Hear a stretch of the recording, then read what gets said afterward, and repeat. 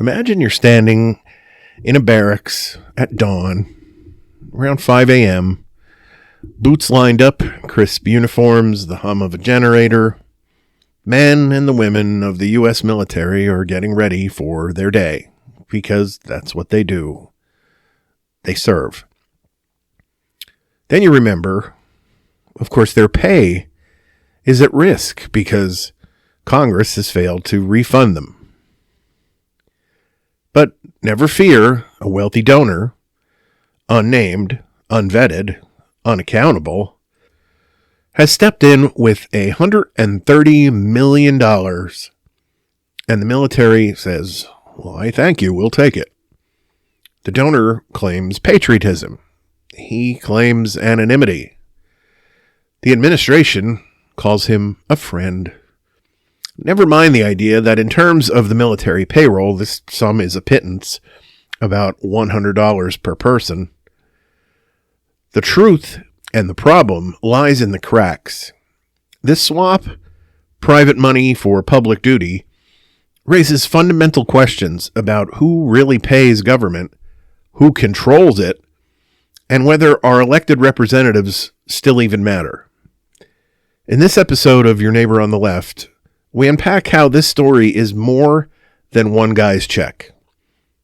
It's about the bending and breaking of rules, the hollowing out of transparency, and what it means when the military becomes reliant on the bank account of someone whose identity we're asked not to know.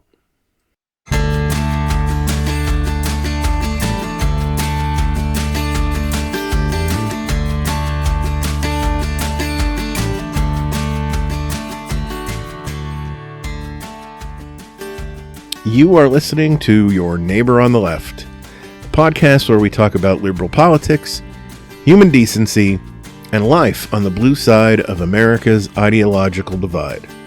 My name is Don Spielis. I'm your host. And today we're going to be talking about yet another brazen disregard for U.S. law by the current administration. There are far too many to count at this stage, but in this case, the ramifications are, well, sort of obvious. Aside from being obviously illegal, as we'll see when we break it down, it's a masterclass in thinly veiled corruption. But before we dive into that cesspool, let's talk about some hot topics.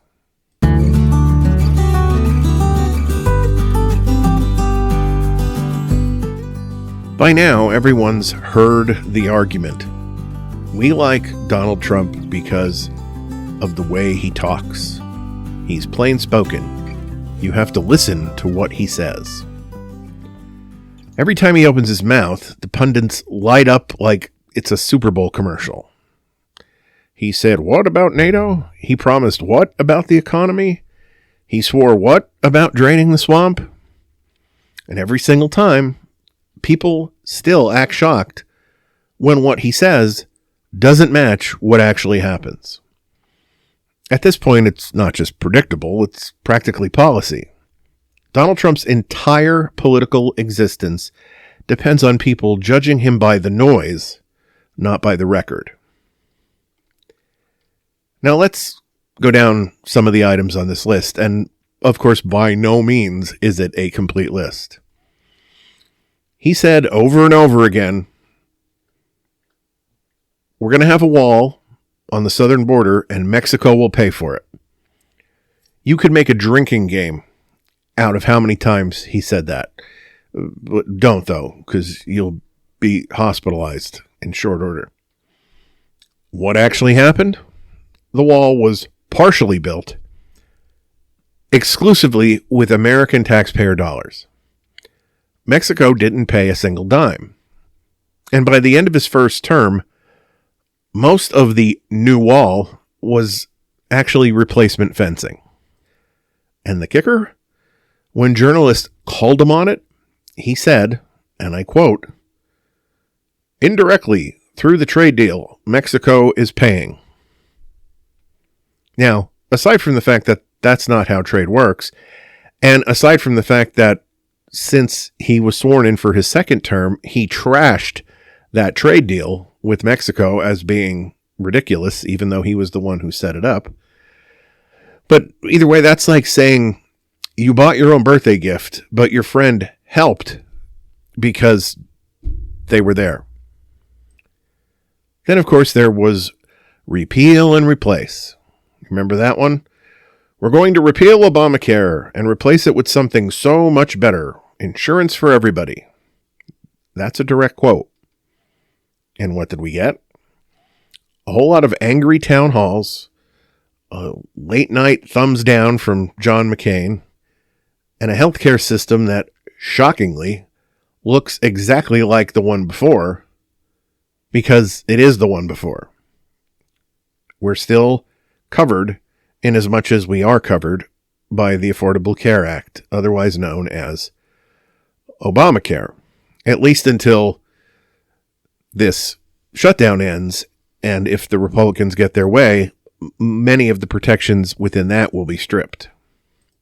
But more importantly, he did not replace it. He just tried to sabotage it. And when that didn't work, he blamed everyone else. Think back to how many times he was asked about his health plan and how many times he said things like, "We have the concept of a plan." Then, of course, there was drain the swamp. You remember that rally chant, right? Drain the swamp. The idea was that he was going to get rid of corruption, lobbyists, and political insiders. Instead, what he actually did was fill his cabinet with them. Twice. Lobbyists, CEOs, and donors were handed federal departments like consolation prizes. Ethics rules have been waived, conflicts of interest ignored, and when watchdogs pointed it out, they were either fired or smeared as part of the deep state. Now, if that's draining the swamp, then I'm the Easter Bunny. Then there was a number of things that fall under the category of day one. So many things he said he was going to do day one of his second term. He promised to reverse every radical Biden executive order on day one. Instead, we got a bunch of orders, some symbolic, some ridiculous, some blocked by the courts. Others quietly walked back when the legal reality caught up. But you know what did happen on day one? A fundraising email. That, apparently, is the one executive function that's never delayed. The other main item in this category is that he said on day one he was going to end the war between Russia and Ukraine. And here we are. It's October 27th as I record this, and the war wages on. He talked a lot about inflation in this last campaign. He said inflation would vanish almost immediately. But even with price freezes and manipulations, the economy hasn't magically bent to the will of the man who thinks tariffs are paid in monopoly money. Prices have stayed high, supply chains are more fragile than ever, and wages don't stretch far enough to meet the promises that he didn't keep. Turns out the laws of economics aren't as flexible as the truth at a Trump rally. Now, the one that's right in front of us these days is the White House renovations. He said that the new ballroom would be built adjacent to the building, not connected, and that the East Wing would remain untouched. But if you look at the pictures that are available today, the East Wing has been demolished. It is no more. Now, maybe in the grand scheme of things, you categorize that one as small potatoes because, how many people even knew what was in the West Wing before this became a news story? But the point is, it's another item on the list. This is a man who treats architectural plans the same way he treats campaign promises, as first drafts. He told us we were going to get the biggest tax cut in history. He said that back in 2016, and then he repeated it again in 2024, except that it really wasn't.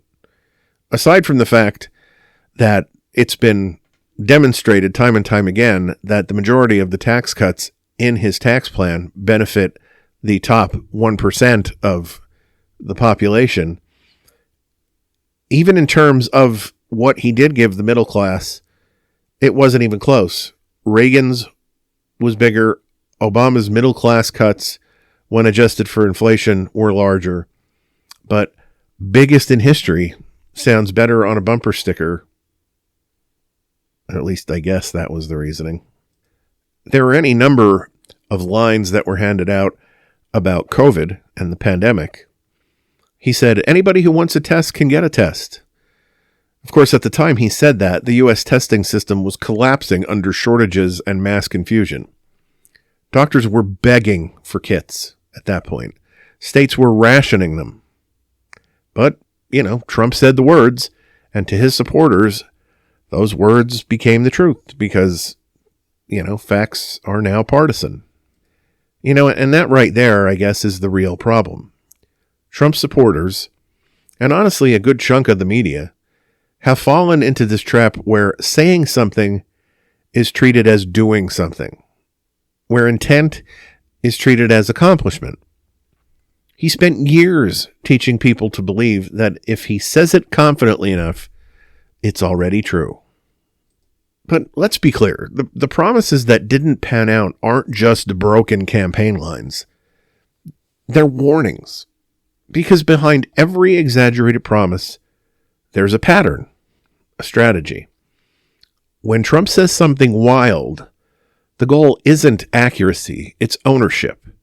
He floods the zone with so many promises, boasts, and half-truths that it becomes impossible to track which ones came true and which ones didn't.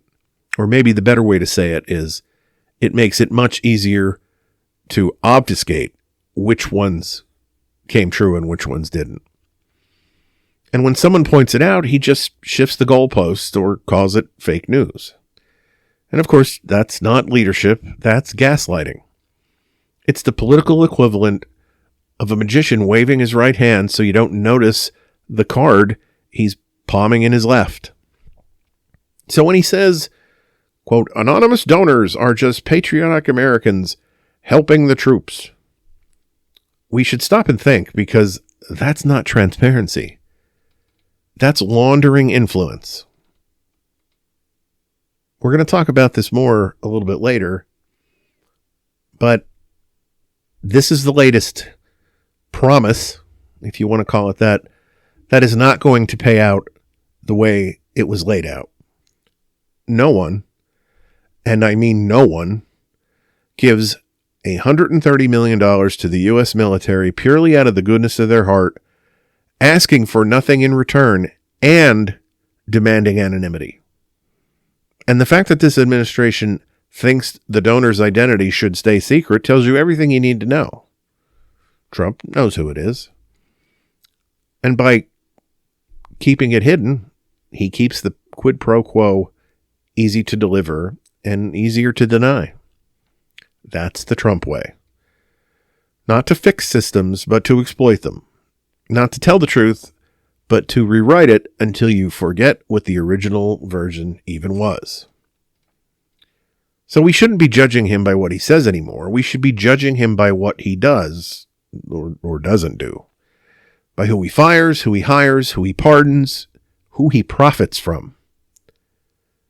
By which laws get ignored and which friends get rewarded. Because the truth about Trump isn't in his speeches. It's in the fine print. This is a man who said he'd be a law and order president, but then makes a concerted effort to treat the Justice Department like his personal law firm. Who said he'd respect the Constitution and now calls for terminating parts of it. Who said he'd protect American democracy, but only as long as it kept him in power. He's not unpredictable. He's consistently dishonest. And if we keep grading him on his promises instead of his performance, We're the ones failing the test. So the next time you hear him say, believe me, don't. Believe the evidence, believe the track record, believe the pattern. Because Donald Trump's words are theater. His actions, those are truth.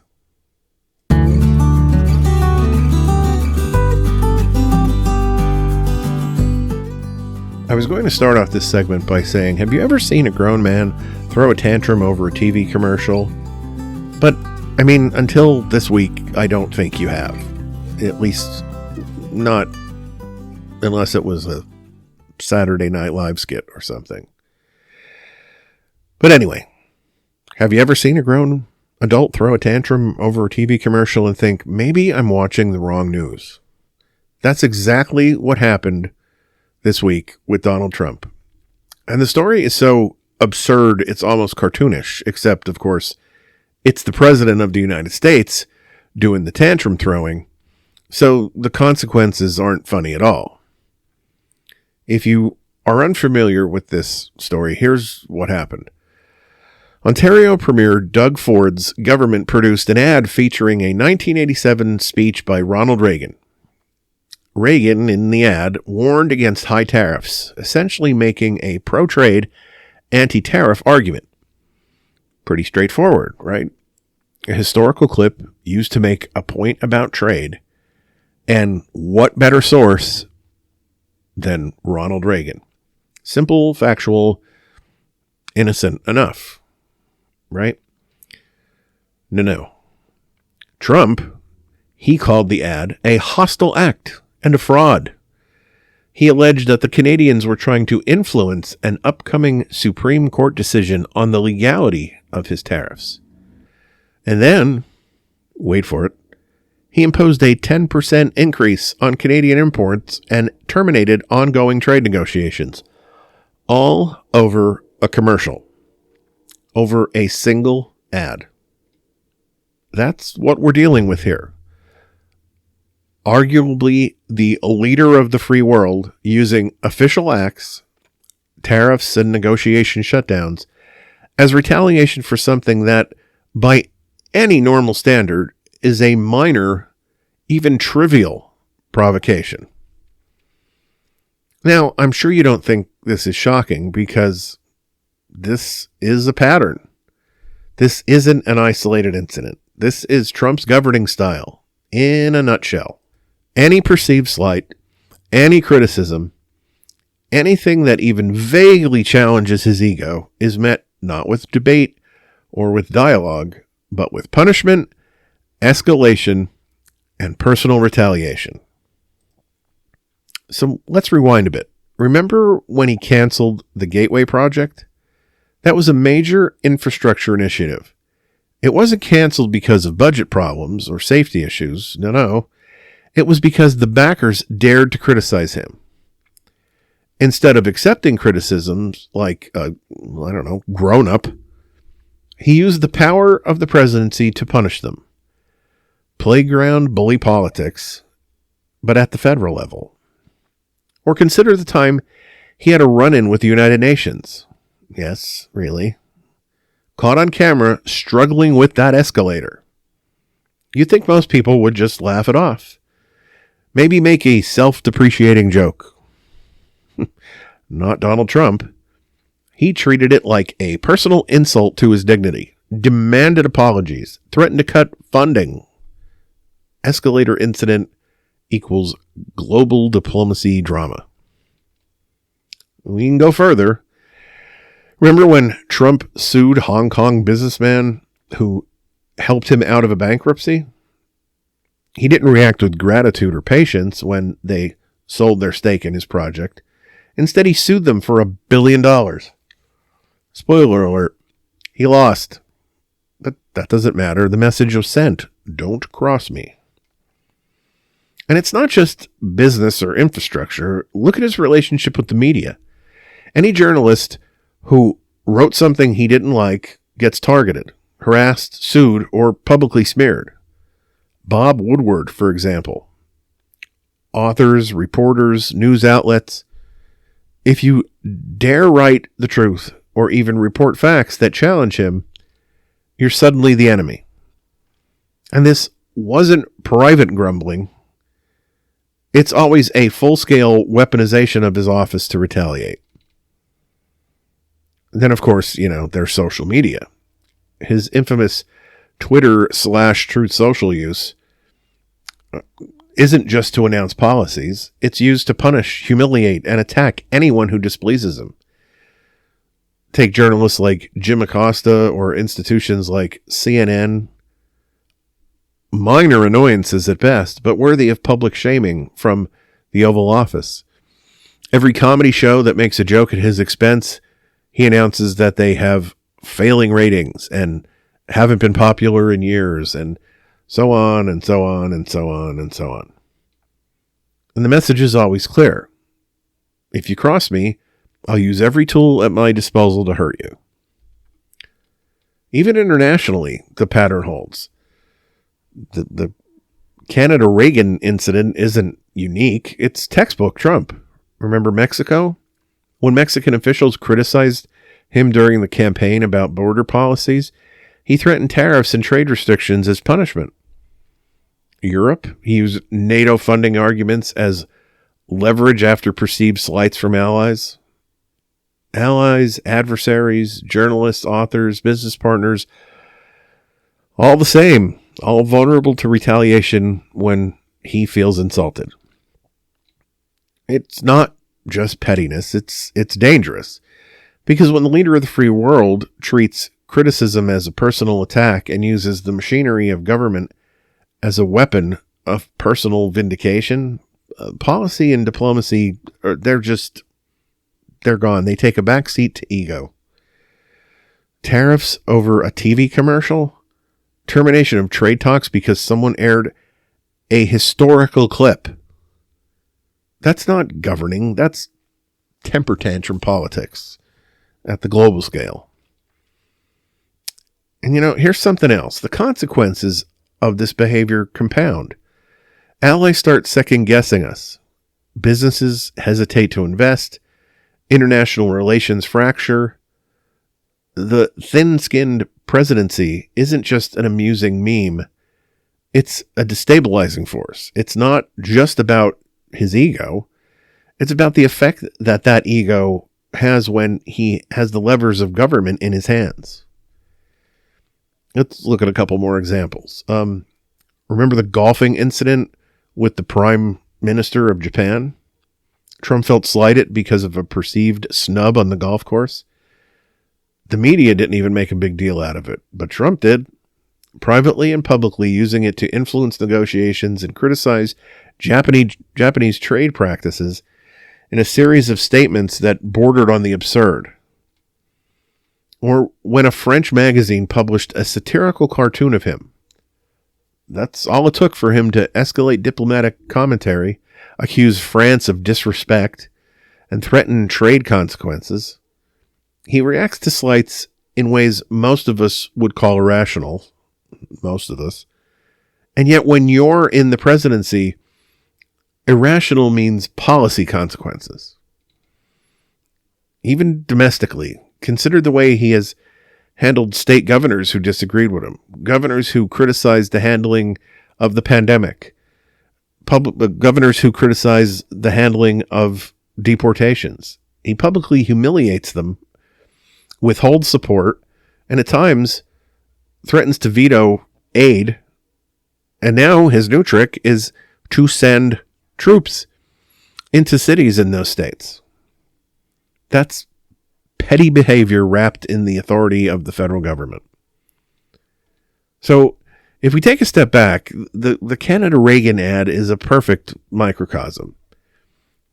A historical clip airs, nothing more, nothing less. And the reaction is tariffs and canceled trade talks. That fits the pattern.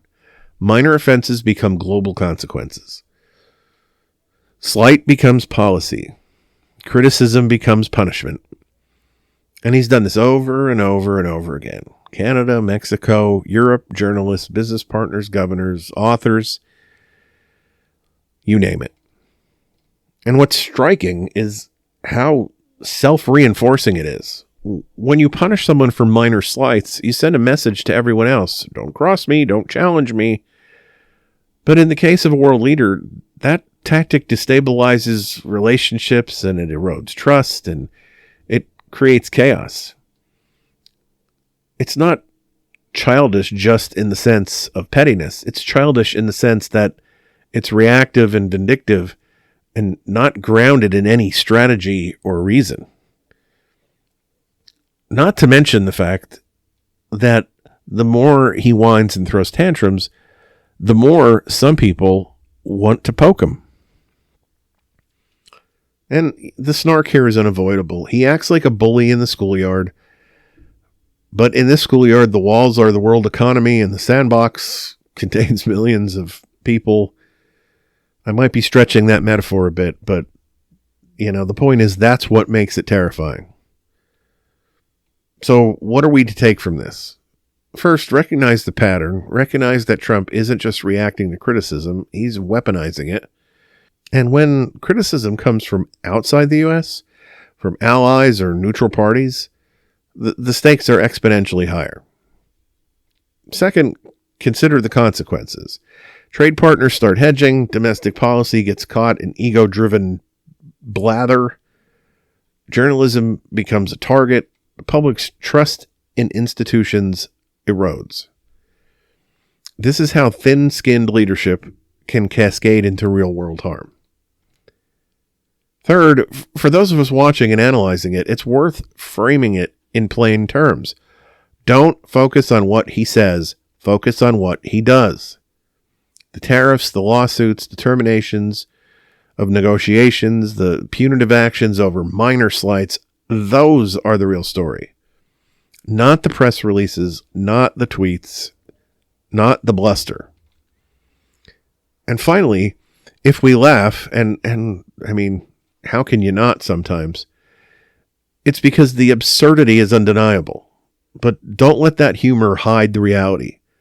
Global policy, domestic governance, international trade, all of it is being influenced by the most fragile of egos, of a thin-skinned president. A commercial featuring Ronald Reagan triggered tariffs. That's the level we're operating on. So next time someone says, "Oh, Trump is just being dramatic," remember the Canada-Reagan ad. Remember the tariffs. Remember the canceled trade talks. Remember the escalator at the UN. Remember the lawsuits, the canceled projects, the public shaming of governors and journalists. Remember that each of these episodes isn't just a story to mock. It's a case study in how a sensitive man can ripple across the world. We can and should talk about policy, ideology, elections, but let's not ignore temperament, because temperament, when mixed with power, shapes reality. And this president's temperament, thin-skinned, reactive, vindictive, and let's face it, dangerously childish.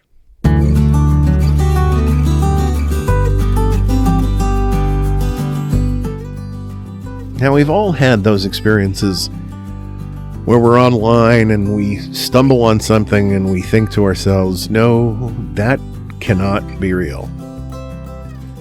Well, that's what happened this week when people clicked on the official White House website, the actual government-run, taxpayer-funded site, and saw what looked like a digital history book, rewritten by a partisan troll with admin privileges.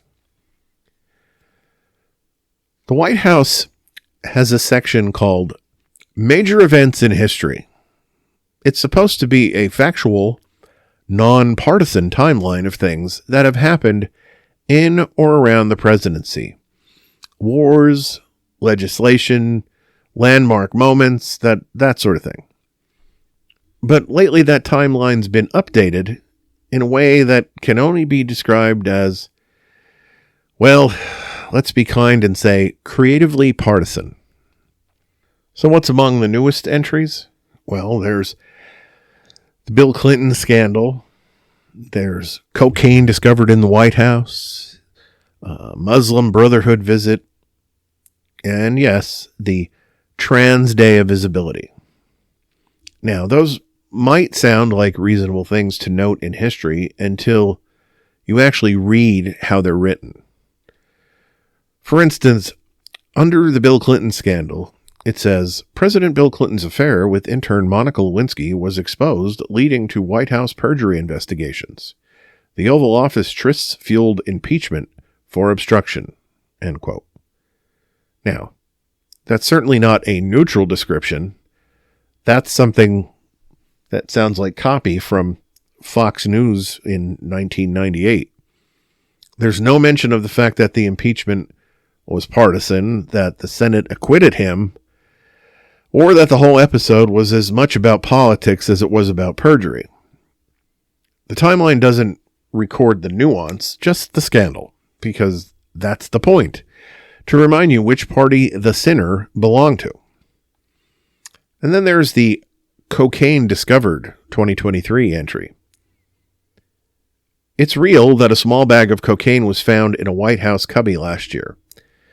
The Secret Service investigated, they couldn't determine who it belonged to, and the case was closed. That was it. But the Timeline's version? It connects the dots straight to Hunter Biden, saying speculation has pointed to Hunter, and then drags in stories about laptops and photos and foreign business deals, basically the greatest hits of conservative fever dreams and folklore, none of which were confirmed by investigators, none of which belong on an official U.S. government record. It's like reading a congressional hearing transcript written by a QAnon subreddit. And speaking of loaded language, the Muslim Brotherhood visit entry claims that in 2012, Obama's administration hosted members of an extremist organization with, quote, ties to Hamas, end quote. Which, aside from being grossly misleading, is a classic propaganda trick. It sprinkles in just enough truth. Yes, some members of Egypt's Muslim Brotherhood were part of the elected government at the time.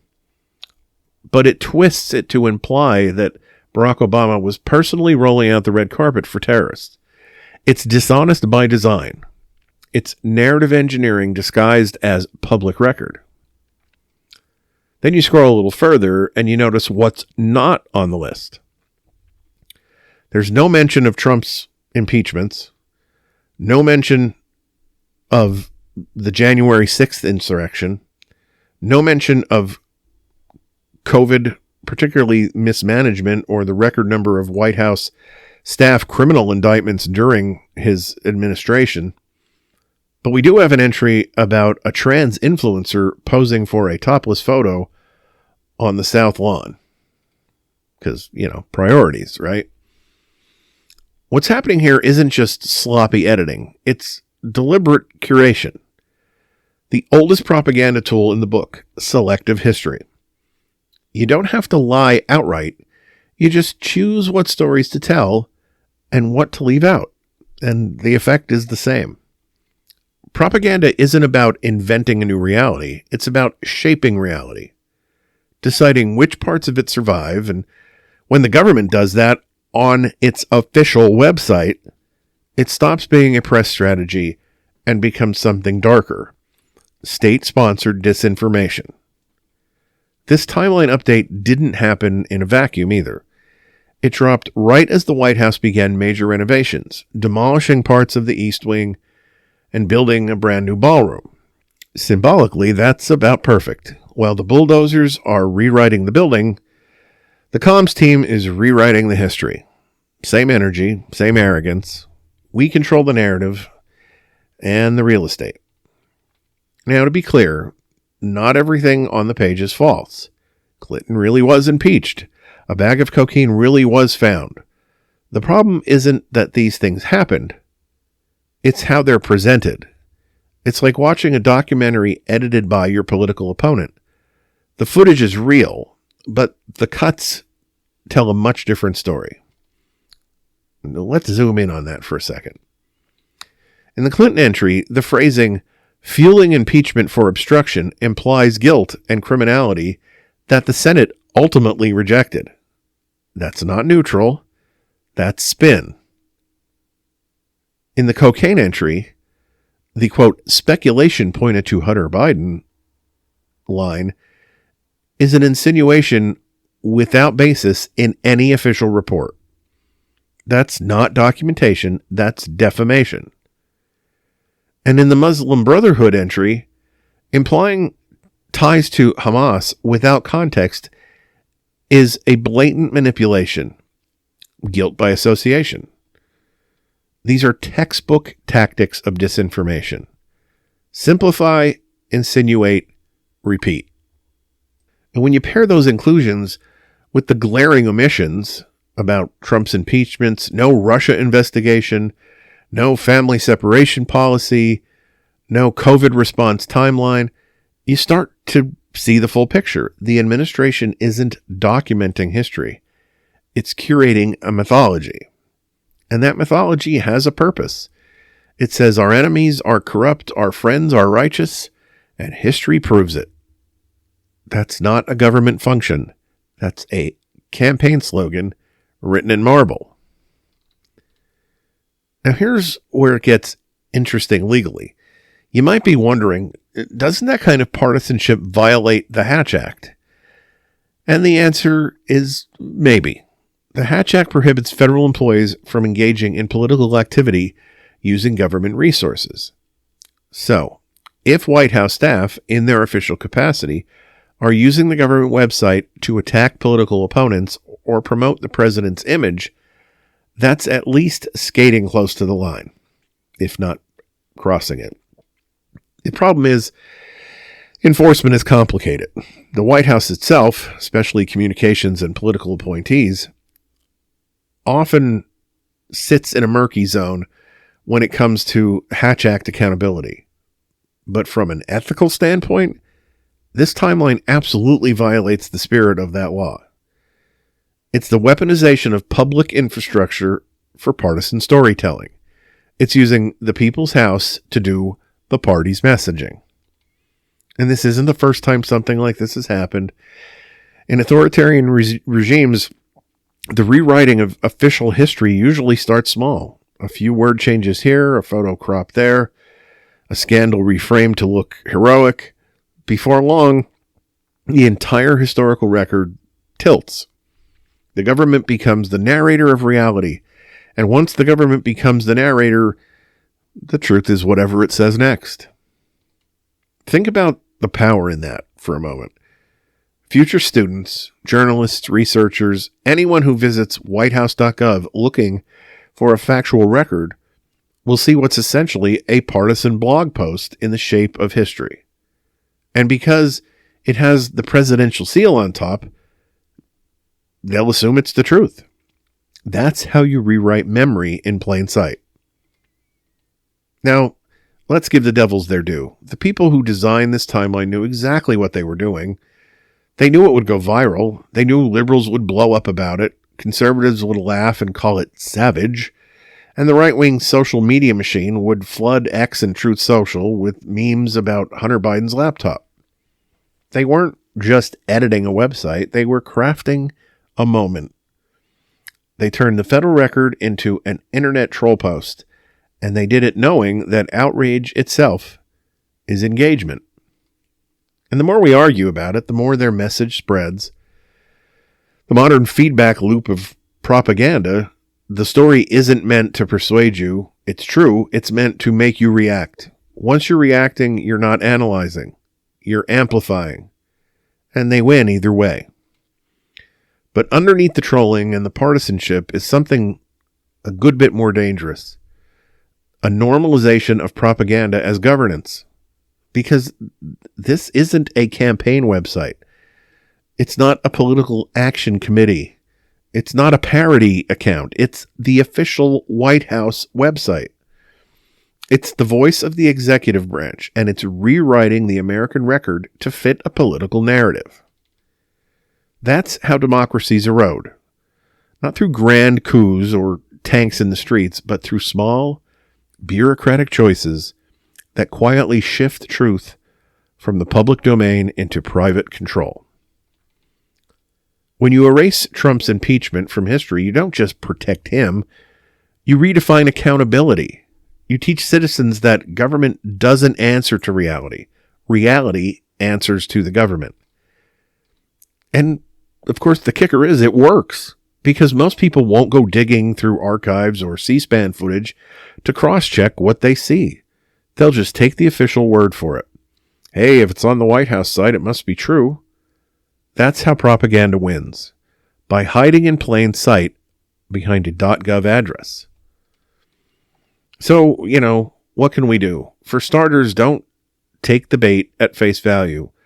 Recognize this timeline for what it is, a piece of political theater dressed up as history. Share the fact that it's misleading, call it what it is, and keep your sense of humor, because sometimes mockery is the only disinfectant for absurdity. Like this. The White House timeline now includes Hunter Biden's alleged cocaine stash, but somehow forgot to mention the time the president tried to overturn an election. That's not history, that's fan fiction with a federal budget. Or this. If they're going to add Clinton scandal and cocaine discovered, maybe they'll add President Trump heroically saves democracy by paying hush money to a porn star. Just trying to keep the record consistent. But beyond the jokes, there's a bigger warning here, because the erosion of truth doesn't happen when people start lying. It happens when people stop caring. And stop caring about who's telling the story. When the truth becomes a team sport, history becomes a scoreboard. And once that happens, the referee is whoever holds the pen. And that's why this matters. Not because it's funny, not because it's petty, but because it's practice. It's a rehearsal for authoritarian control. Rewriting the past to control the present. So the next time someone tells you, you can trust what's on a government website, ask them which government. The one that serves the people or the one that serves itself. Because if we stop asking that question, then the history books will have their final update, and the truth, the actual truth, will be gone with the click of a mouse.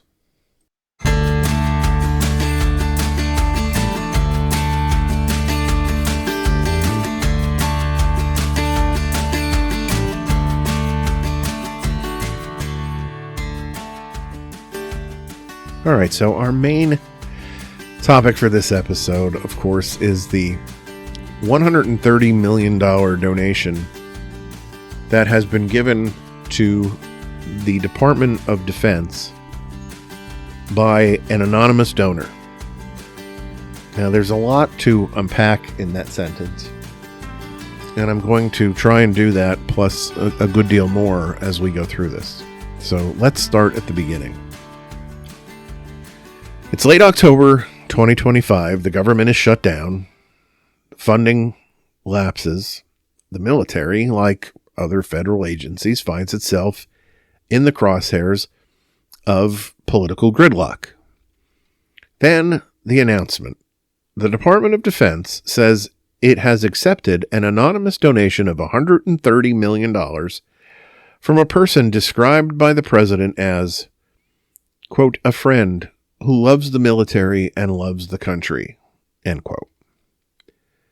Now, this is no small number, but also in the big picture of military payroll, it's modest. The Department of Defense spends roughly $7.5 billion every 2 weeks paying service members. So the donation covers less than a day's pay. Yet the symbolism is huge. And here's the first red flag. Anonymous. A person or entity buried behind this gift.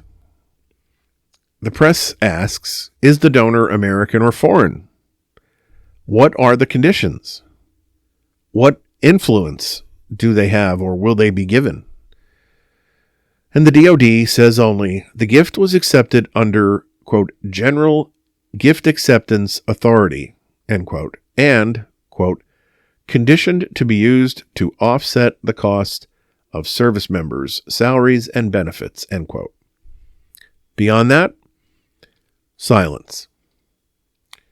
So it raises many questions, the first of them legal. So let's dig into the law, because this isn't just a moral or political story, it's a legal minefield. First, the core principle. Congress controls the purse.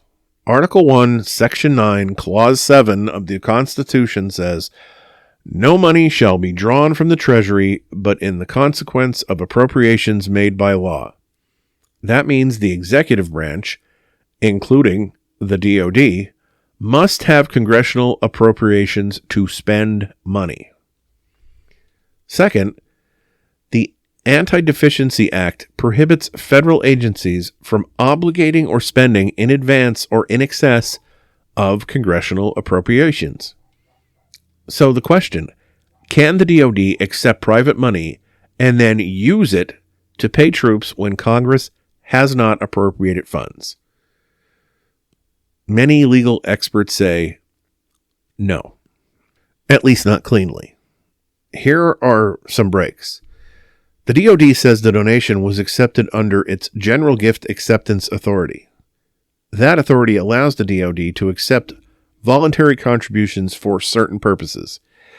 Typically things like support for wounded troops, memorials, academies, etc., not routine pay. But using private funds to plug an appropriations gap is uncharted territory. For example, one federal government budget expert told the Federal News Network, quote, "The notion that people whose identity we don't know are paying for our troops is humiliating for the country and is potentially dangerous," end quote. Another said, quote, "The Anti-Deficiency Act is explicit that private donations cannot be used to offset a lapse in appropriations," end quote. Now, beyond that, the DoD had already moved at least $8 billion from unused research and development accounts just days earlier to cover pay. That underscores the appropriation gap is real, and the gift is a patch on a broken fund system. So legally, the DoD may accept the gift, but the argument is the DoD cannot spend it for troop salaries unless Congress has appropriated the funds, because spending without appropriation is barred by the Anti-Deficiency Act, and no clear precedent exists in modern times for this exact scenario. Now, why anonymous equals problem? The donor is described as anonymous, though reports suggest it may be Timothy Mellon, a major donor and Trump backer, but officially we don't know his nationality, his conditions for the donation, or his motivations. That's where the danger lies.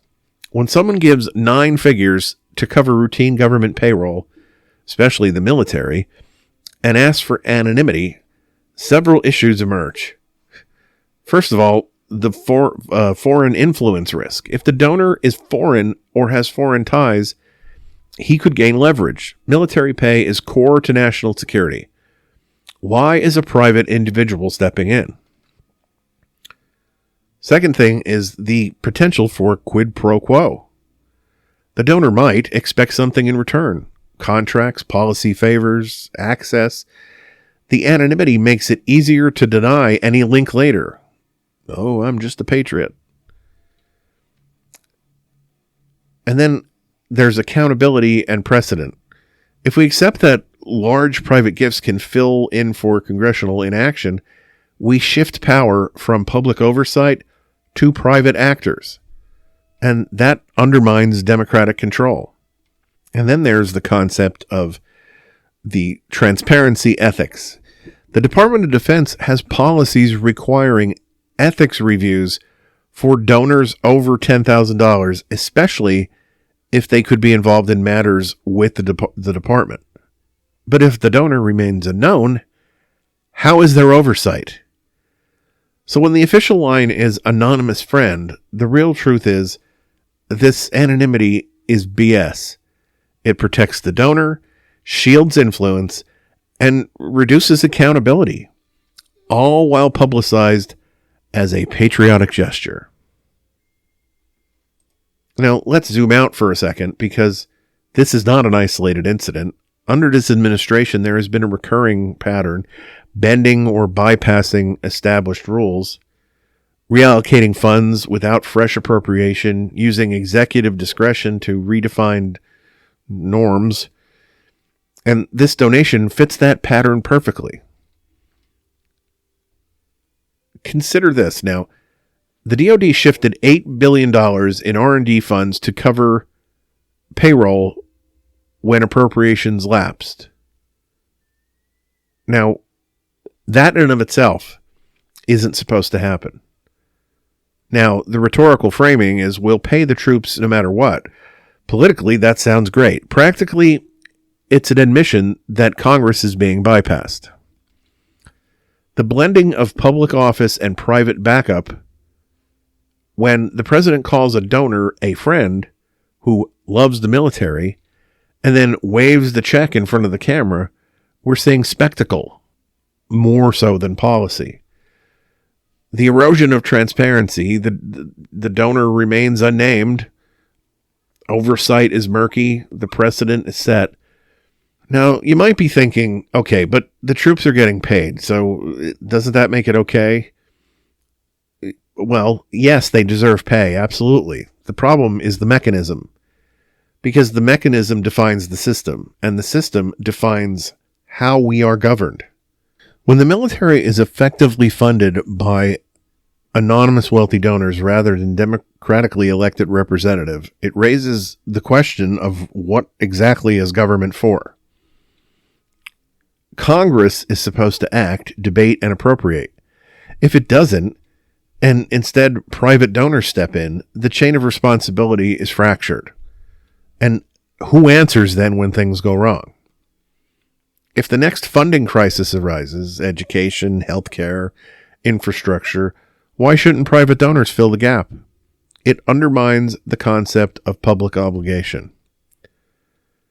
Wealthy actors will gain informal powers, access, influence that ordinary citizens don't have. And that's bad for everyone. And then as far as the military and national security risk, relying on private money for military pay, even partially, raises vulnerabilities. What if the donor has foreign ties? What if they condition the gift on policy? What if they expect a favor? And whether or not this particular donor is foreign or not is only the current issue. Allowing private donation helps normalize a decidedly abnormal procedure, and then we have to worry about the next time it happens and the time after that. So yes, the troops are getting paid now, but the long-term damage lies in what we are normalizing. So what to watch as we go forward here? Because this story is actually still unfolding, and there are key developments to keep an eye on. Will Congress demand full disclosure of the donor's identity and conditions? Will there be hearings? Will the DoD show how the funds are being used, and whether the gift truly substituted for an appropriation or simply delayed the problem? Will the donor expect or receive access, influence, contracts, policy payoffs? Will we even be able to tell? Will this become a precedent? Next time there's a funding lapse, will other agencies accept large private gifts? And will there be legal challenges? Might someone sue, arguing the gift violates the Anti-Deficiency Act or bypasses congressional authority? So, here's where we stand. The anonymous $130 million donation to the DoD during the shutdown looks like a patriotic gesture. But peel back the layers and you see something much deeper and darker. The bending of rules, the circumvention of Congress, the secretive infusion of private wealth into public duty. It's consistent with an administration that repeatedly prefers power over procedure, influence over institutions, and the optics of patriotism over the substance of actual democratic governance. When the donor is unnamed, when Congress is sidelined, when the military's funding depends even partially on a benefactor rather than a vote, then whose army is it? Who's paying? Who is calling the shots? And who holds the leash?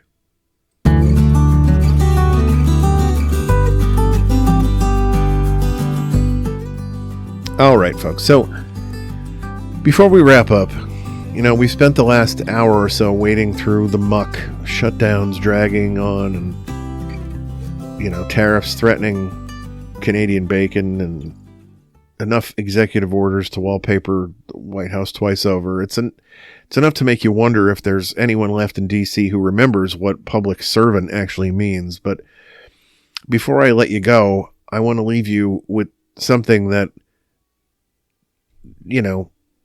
actually made me grin. A story that proves, politics is a circus, but sometimes the clowns are actually, potentially, anyway, pretty decent humans. Picture this. Back in September, Capitol Hill's buzzing like a beehive on Red Bull. Democratic Representative Ro Khanna, the guy fighting for Medicare for all and taxing the ultra-rich, is sprinting to a vote, wallet in one hand, voting card in the other. And boom, he fumbles a stack of 20s onto the floor. Enter, stage right, Rich McCormick, a Republican freshman ex-Marine who's probably got a different take on half of the bills Khanna's pushing. But does he pocket the cash? No. He taps Khanna on the shoulder, hands it back, and just walks away. No cameras, no gotcha moment, no tweet storm about owning the libs. Just one guy helping another guy across the aisle because, that's what neighbors are actually supposed to do. Khanna posted about it online, and man, it went viral. Not for the drama, but for the reminder. We're still a good and decent nation. In a year where Trump's team is rewriting history books and firing up culture wars, this tiny gesture, it's a little bit of a lifeline. It says maybe we can disagree on policy without demonizing each other 100% of the time. Heck, if a Dem and a Republican can reunite lost 20s, who's to say we can't hash out a budget deal soon?